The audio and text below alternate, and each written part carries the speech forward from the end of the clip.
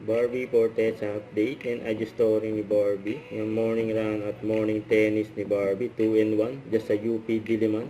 Isang oras siya tumakbo at nag-tennis siya ng 50 minutes, yun no. Tapos ito, may nakakita pa nga kay Barbie. Sabi, Barbie Fortes at UP Diliman, grabe ang puti, hindi ako nangalate.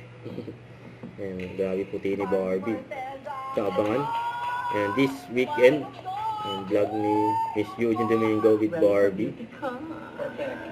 Ayan, during BeautyCon, si Barbie kasama ang kanyang team.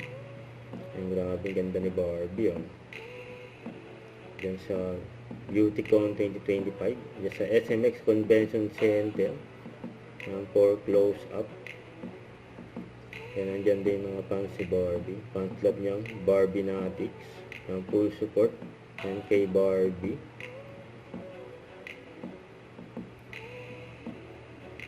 And just sa booth, close up, ang dahil mga fans ni Barbie dyan. Kaya si Miss Dayan, ang katabi ni Barbie. It's parang hindi lang all about the dress that you wear, it's not just the makeup, but feeling great from within. Yes. So lalo na, we're talking about smiles.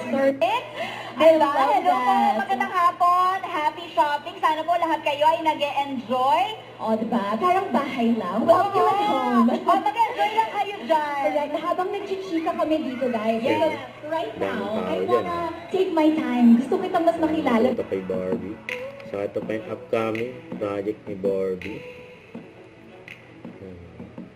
Barbie Portrait shooting at Bonnie Avenue, Mandaluyong. And si John, si Barbie. And tumawid sa pedestrian.